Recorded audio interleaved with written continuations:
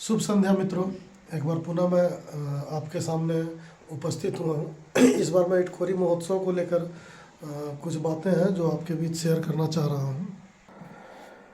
इस बार इटखोरी का महोत्सव कैसा होगा, आप जिनसे भी पूछिए वो बस इतना बताएगा कि इस बार इटखोरी का महोत्सव भव्य रूप से मनाया जाएगा। अब इस भव्य का अर्थ क्या है ये अभी तक किसी को समझ में नहीं आया। आप एक भी एग्जाम्पल बोलिए भव्य मतलब कैसा, जैसे किसी के पास कोई जवाब नहीं है, बस इतना पता है भव्य होगा। तो जहाँ तक हम लोगों की समझ आ रही है, इस भव्य का अर्थ है कि पिछले मर्तबा सांकेतिक हुआ था, चूँकि भीड़ नहीं जुटी थी, तो इनका तात्पर्य है भीड़ से। अब आप ये बताएं कि इटखोरी की भव्यता, आप पिछले 1 जनवरी हो, वहाँ पे भीड़ अगर जुटाना हो तो 1 जनवरी को आप देखेंगे कि भीड़ ऑटोमेटिक चली आती है। उसी तरह से आप 14 जनवरी को देख लें, भीड़ माँ भद्रकाली के दरबार, चूँकि माँ की प्रतिमा और मंदिर का पूरा परिसर इतना भव्य है, विशाल है, सुंदर है कि लोग इसकी ओर खींचे चले आते हैं। कई जिलों से लोग आते हैं, ठीक है। अब यहाँ तक कि कुछ बाहर के राज्यों से भी आने लगे हैं, और बौद्ध धर्म के कारण कुछ विदेशी पर्यटक भी आ रहे हैं। जैन धर्म की भी यहाँ पे तीन धर्मों का संगम है, तो उसको लेकर के भी लोग बाहर से आना प्रारंभ हुए हैं। लेकिन भीड़ का तात्पर्य भव्यता से क्या मतलब है कि भव्य होगा? भीड़ तो इटखोरी में माँ की प्रतिमा के आगे, मंदिर परिसर की सुंदरता के आगे ऐसे ही चली आती है। महोत्सव का अर्थ है कि महोत्सव के कारण और भी प्रसिद्धि माँ भद्रकाली मंदिर को मिले। और ये कैसे मिलेगा? या फिर अगर हम भीड़ ही जुटाना चाहते हैं तो किस तरह की भीड़? 1 जनवरी को आप देखेंगे सुबह से संध्या तक भीड़ आती रहती है। 14 तारीख को आप देखेंगे, 14 जनवरी को सुबह से संध्या तक भीड़ आती रहती है। आपका तात्पर्य है एक समय में भीड़ को जुटाना, कुछ घंटों के अंतराल में। जैसे आप देखते हैं 19, 20, 21, यानी तारीख भी फिक्स है और समय भी फिक्स है। संध्या लगभग 3 बजे से लेकर 9 बजे रात्रि तक या 10 बजे रात्रि तक, तो निश्चित दिन है और निश्चित समय है। उस बीच में भीड़ को इकट्ठा करना, तो ये संभव कैसे है? ये संभव तब है जब आप किसी बड़े, आप उसको कलाकार कह लें, आप ऋषि मुनि या संतों का प्रभाव कह लें, या बेहतर वक्ता कह लें, कवि कह लें, आप ऐसे लोगों को लाते हैं तब। लेकिन आज जो हमारा वीडियो बनाने का मकसद है, उसका कारण यही है कि ये भीड़ निश्चित दिन में और निश्चित समय पर जब ऐसे लोगों के आने से जुटेगी, तो अभी तक ये स्पष्ट नहीं हो पाया है कि आपके पास आएंगे कौन। और सबसे बड़ी बात, जब आप मंदिर प्रबंधन समिति या फिर आप प्रबंधन जो सरकारी तंत्र है, पदेन अध्यक्ष हैं, SDO, पदेन सचिव हैं, CO, आप जब इनसे पूछेंगे कि क्या कोई रूपरेखा तैयार है, कौन से लोग आएंगे, नहीं नहीं नहीं नहीं, जो पैसा है सीमित पैसा में आएंगे। पहले की तरह नहीं होगा कि बाहर से लोग आ जाए और पता चला कि फिर उनको पैसा नहीं दिया जा रहा है। तो जितना पैसा है उतना ही में। अब अगर जितना पैसा है उतना ही में आप कार्य करेंगे, तो सबसे बड़ा प्रश्न है कि वो निश्चित दिन और निश्चित समय में वो भीड़ जुट ही नहीं पाएगा। आपको कुछ तो अलग से करना होगा, आपको बड़े कलाकारों को बुलाना होगा। और तीसरी सबसे बड़ी बात है कि हम लोग जब वहाँ जाते हैं, प्रबंधन समिति का मीटिंग होता है, तो 4-5 लोग वहाँ बात करते हैं, बाकी लोग चुप हैं। कुछ लोग बोलना चाहते हैं तो उस पर उपहास कर दिया जाता है। यह ठीक उसी तरह का बात है जब रावण जो है वो पुष्पक विमान से सीता को लेकर गया था, तो लोग कुछ आज से लगभग 50 वर्ष पहले मजाक उड़ाते थे, ये कैसे संभव है। लेकिन इस पर शोध, उसी रामायण पर शोध होता है, और हेलीकॉप्टर, और उसके बाद आपका आज हवाई जहाज, एक सीता को तो छोड़ दीजिए, भारत की कितनी माताओं को उठा के एक स्थान से दूसरे स्थान पर ले जा रहा है। तो विज्ञान कभी भी जो है उपहास का चीज़ नहीं है। ज्ञान जो है, या जो आप जिसे ये कहते हैं दैवीय शक्ति, वो ऋषि मुनि के रूप में उसे और भी कई नाम से जानते हैं, तो वो उपहास का चीज़ नहीं है, वो है अनुसंधान का विषय। अगर ऐसा हुआ तो आप उस पर अनुसंधान करेंगे। ये पुरानी बातें नहीं होती है, ये अंधविश्वास नहीं होता है। लोग क्या करते हैं, किन्हीं बातों पे उपहास करते हैं, और जो उपहास करते हैं वो जीवन में कुछ नहीं। तो कुछ लोग जब भद्रकाली में बोलना चाहते हैं तो उन्हें बोलने नहीं, हाँ हाँ करके उपहास कर दिया जाता है। लेकिन अगर वो कुछ बता रहे हैं तो उस पर चिंतन मनन करने की आवश्यकता है। छोटे लोग भी अच्छे विचार रखते हैं। अब है बात कि महोत्सव में जब भीड़ जुटानी है तो महोत्सव का प्रचार प्रसार मेन मकसद है इटखोरी भद्रकाली मंदिर का। लेकिन कभी भी आपको ये जान के आश्चर्य होगा, मैं आपको एक सच्ची बात बताता हूँ, चूँकि इटखोरी प्रखंड के लोग जानते हैं, मैं अक्सर खास करके झारखंड के प्रत्येक जिलों में भ्रमण करता हूँ।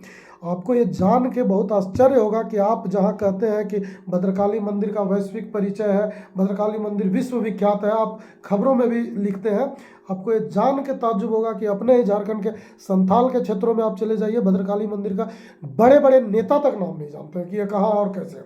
और आप इसका रीज़न भी देखते होंगे, आप बड़े किसी भी संथाली नेता को आप यहाँ पे नहीं देखते होंगे भद्रकाली मंदिर में अक्सर आना जाना। ये तो संयोग है कि मुख्यमंत्री हेमंत सोरेन जी बने हैं, तो अभी उनका चतरा, हंटरगंज सभी क्षेत्रों में आना जाना है, तो उसी दरमियान हो सकता है महोत्सव का उद्घाटन भी करें। और एक बार पहले भद्रकाली मंदिर वो आए भी हैं, अपने कार्यक्रम के तहत वो कहीं जा रहे हैं तो चतरा जिला किन्हीं का भी आगमन होता है तो उन्हें भद्रकाली मंदिर पूजा अर्चना के लिए लाया जाता है। मैं मंदिर प्रबंधन समिति से कहना चाहता हूँ कि आपने कभी भी, झारखंड के महेंद्र सिंह धोनी हैं और महेंद्र सिंह धोनी जहाँ जाते हैं वो खुद प्रसिद्धि पा लेता है। आप कल्पना करें कि चेन्नई में महेंद्र सिंह धोनी के इतने फैन फॉलोइंग है। देवड़ी मंदिर, हम यहाँ झारखंड के चतरे जिले में बैठे हुए, देवड़ी मंदिर, झारखंड का कोई ऐसा एक व्यक्ति नहीं है जो देवड़ी मंदिर को महेंद्र सिंह धोनी के नाम से नहीं जानता। आपने कभी ये प्रयास किया कि महेंद्र सिंह धोनी यहाँ पूजा करने, मैं किसी बाहरी बड़े कलाकार का नाम नहीं लेना चाहता, झारखंड के हुए वो उनके पास अगर जाके रिक्वेस्ट किया जाए तो वो आते हैं, लेकिन कभी भी प्रचार प्रसार का उद्देश्य रखा ही नहीं गया है।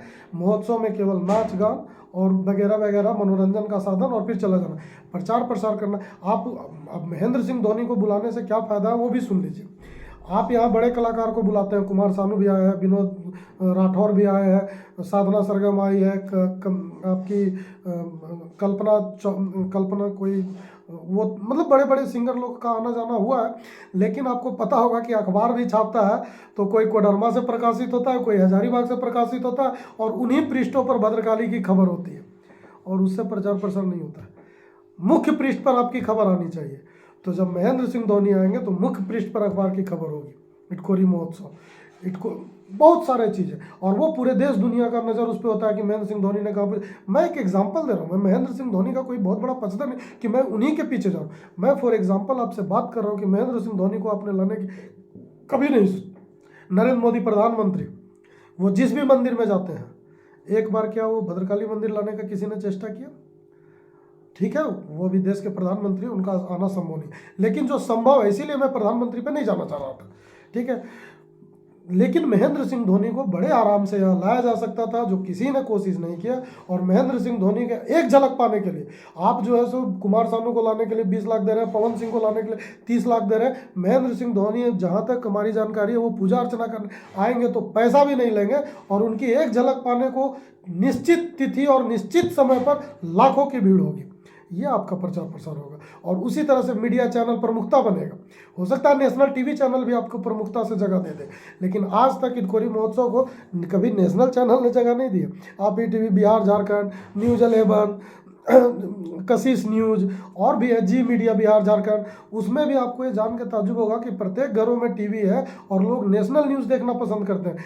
ईटीवी बिहार झारखंड खोलते हैं और मुख्य देख लेते हैं कि आज का मुख्य समाचार क्या, फिर नेशनल टीवी आज तक एबीपी पे चले जाते हैं। तो इटखोरी महोत्सव का मुख्य उद्देश्य है प्रचार प्रसार करना, लोगों तक इटखोरी के उद्देश्यों को पहुंचाना, माँ भद्रकाली का जो महिमा है उसको जन जन तक पहुंचाना।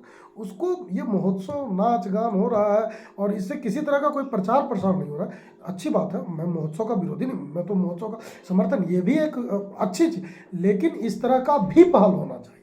मैं ये नहीं कह रहा कि महोत्सव नहीं होना चाहिए, मैं ये नहीं कह रहा कि महोत्सव खराब हो रहा है। ये जितने चीज़ हो रहे हैं ये इटखोरी के लिए बेहतरी के लिए हो रहे हैं, लेकिन कभी ये भी प्रयास करना चाहिए।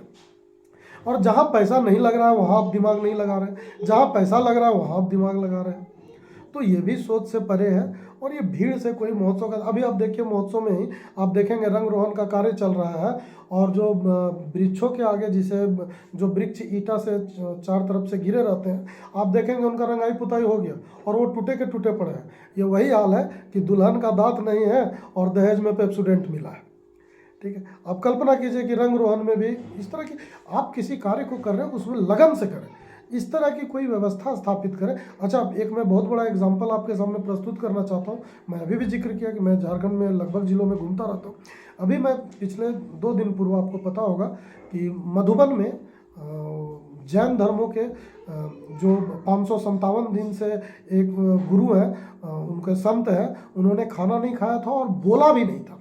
तो उन्होंने अपना मौन व्रत मधुबन में आके तोड़ा और उस दिन बाबा रामदेव और केंद्रीय मंत्री रूपाली जी हैं, वो भी वहाँ पे मधुबन में आए थे।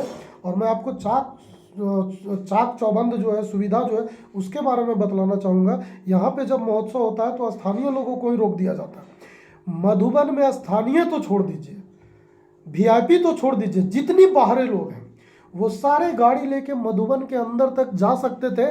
मैं उस दरमियान की बात कर रहा हूँ जब वहाँ पे बाबा रामदेव जी उपस्थित है, जब केंद्रीय मंत्री रूपाली जी उपस्थित है और जैन धर्मों के बड़े संत वो वहाँ पे, प्रसन्न सागर जी महाराज, संभवतः मैं नाम में त्रुटि हो सकता है, लेकिन प्रसन्न सागर जी ही उनका नाम मुझे जहाँ तक याद है, उनकी उपस्थिति वहाँ पर है।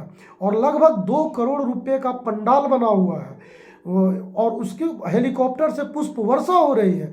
इतनी चाक चौबंद के बीच किसी का कोई रोक टोक नहीं, चाको चौबंद की कोई व्यवस्था तगड़ी। अच्छा, वहाँ पे लंगर भोजन की व्यवस्था मुफ्त में, लाखों लाख लोग भोजन कर रहे हैं मुफ्त में, और उसके बाद पुलिसकर्मी एक को भी किसी को हाथ से ये नहीं पूछ रहा है क्या तुम किधर जा रहे हो। तो महोत्सव में हमारे यहाँ तकनीकी युग है और हम मैन फोर्स लगा के काम कर रहे हैं। कोई जा रहा है तो उसको, जो यहाँ के स्थानीय लोग हैं वो 3 दिन में परेशान हो जाते हैं कि हम इधर नहीं, आप व्यवस्था कर नहीं पा रहे हैं और आप दोषारोपण कर दे रहे हैं कि नहीं नहीं महोत्सव हो रहा है तो आपको तो थोड़ा संयम बरतना पड़ेगा।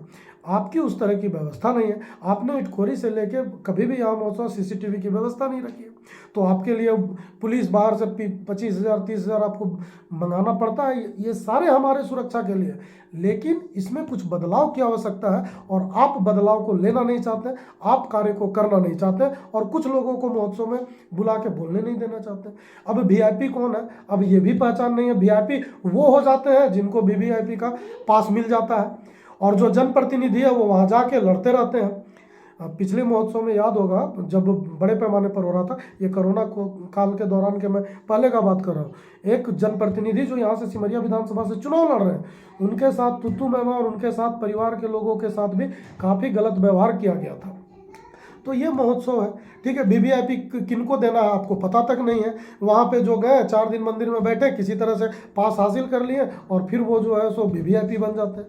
आपको ये भी नहीं पता है कि आपके क्षेत्र में कौन से लोग हैं जिनको आगे सम्मान देना है, जिनको पीछे सम्मान देना। और मैं तो कहता हूँ कुछ ही लोगों को क्यों, सम्मान तो पूरे प्रखंड के लोगों को मिलना चाहिए थी। और ये जवाबदेही आपकी है कि आप इसे कैसे अच्छे ढंग से बेहतर तरीके से बना सकते हैं, ठीक। ये रोक देना, किसी को जलील कर देना, तो एक बार फिर से महोत्सव आरंभ है, हम सब इसका स्वागत करते हैं, हम सब आपका सहयोग करते हैं। आपसे लेकिन विनम्र निवेदन है कि आप कुछ शिक्षाविद के लोगों से भी सलाह लें, उनका भी विचार विमर्श लें। केवल 4-5 लोगों से घिरे रहना और उनसे विचार विमर्श, और वो बड़ा बन के वो बोल भी देते हैं और आप भी समझ जाते हैं, दोनों ताज्जुब लगता है। वो भी, उनको भी खराब नहीं लगता है कि सब कुछ हम ही बोल रहे हैं और 50 लोग यहाँ बैठे हुए हैं। अरे किसी को आप बारी बारी से कि हाँ आप भी कुछ कहना चाहते हैं तो आप सुझाव तो किसी से लिया जा सकता है। मैंने अभी बताया कि रावण जब सीता को लेके गया था तो कोई पुष्प विमान का नाम सुन के उपहास करते थे, लेकिन बाद में उस पर शोध हुआ और आज इतना बड़ा विमान आपके सामने, आज उस विभाग में मंत्री बनते हैं। तो आपको पता है ये सारी चीज़। तो इन चीज़ों में सुधार हो, लोगों की सुविधा पर का भी ख्याल रखा जाए और उन्हें असुविधा भी ना हो। तो इसका ये मैनेजमेंट, आप मैनेजमेंट गलत तरीके से करेंगे और दोषारोपण करेंगे कि कुव्यवस्था हो गई, कुव्यवस्था। एक अच्छे मैनेजमेंट करता कि यहाँ कभी कुव्यवस्था नहीं होती है। तो आप अपना दोषारोपण जनता के ऊपर ना थोपे।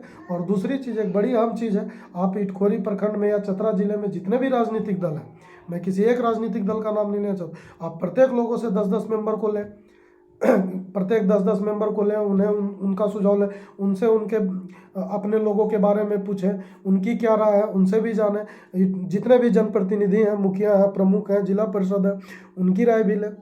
अभी आपके पास काफ़ी समय बचा हुआ है। पता चलता है कि महोत्सव के दिन 4 लोग इधर गुस्सा होके जा रहे हैं, 6 लोग उधर। तो जब अपने ही क्षेत्र में, और उसका रीज़न बन जाता है, कुछ तो त्रुटियां होती हैं और मैनेजमेंट करता है, इस पर विशेष रूप से ध्यान दें।